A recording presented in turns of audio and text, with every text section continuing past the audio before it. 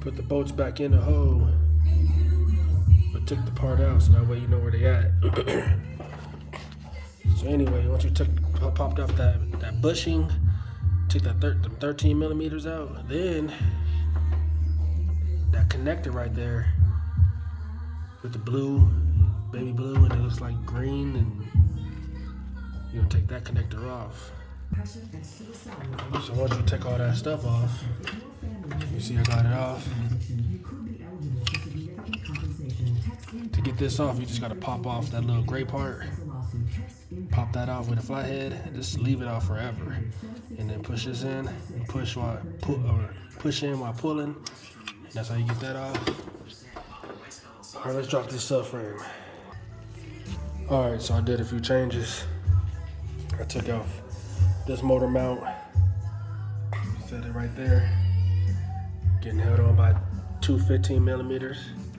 I took that the other nut and bolt, so that way that can support the motor going this way while the alternator supports it going that way.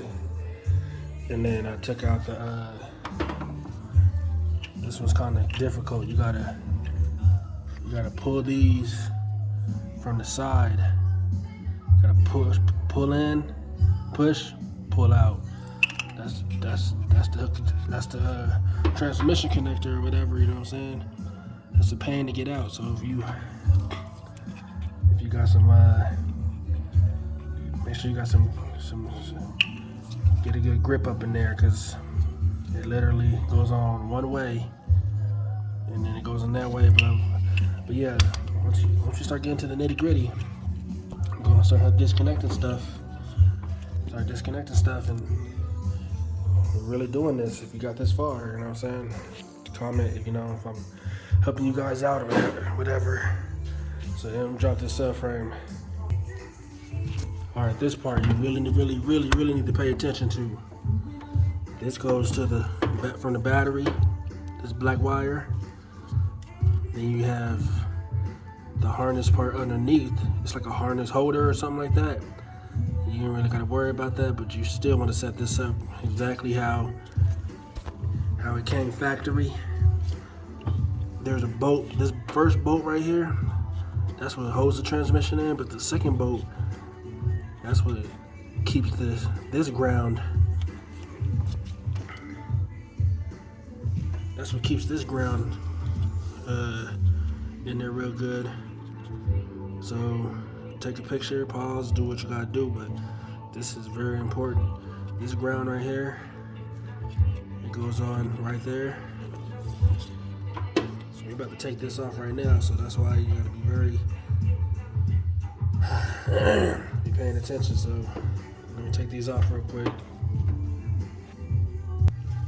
Alright, so we got those grounds disconnected. Like I said, take a picture, pause the video. Those grounds are important.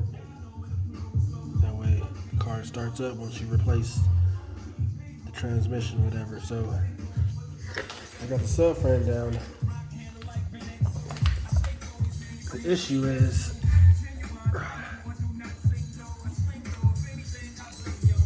with the rotor there, it stops the subframe from dropping all the way. And this is not going to be fun. I do not want to drop this subframe. It's impossible to get these holes back lined up with the car. So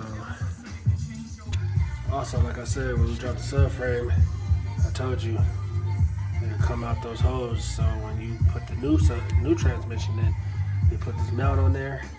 When you line the subframe up, so once these line up, it's a wrap. Everything else is gonna line up perfectly too. Everything's gonna line up perfect. So I don't want to, but since I'm showing y'all, guarantee how to get this transmission out. I'm gonna have to take this 18 millimeter bolt out. That one right there.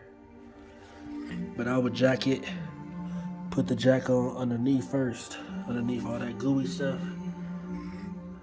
On that line right there, I would put the jack underneath that line, take the 18 millimeter bolt out, and then slowly that this side will start going down too. So, but then I'm getting tired, so I'm gonna rock with this tomorrow. But yeah, you're almost there. Once you drop that subframe, we get the bolts out for the transmission. Also, another thing, that's why I wanted this as close as possible as factory, so that way when we do drop the subframe, this motor's not gonna be crazy cricket. It's cricket now, but it's not gonna be crazy cricket where you gotta try to figure out what's going on. You literally just gotta jack this up, and like I said, everything's gonna line up. So I'll get back with you guys here in a few.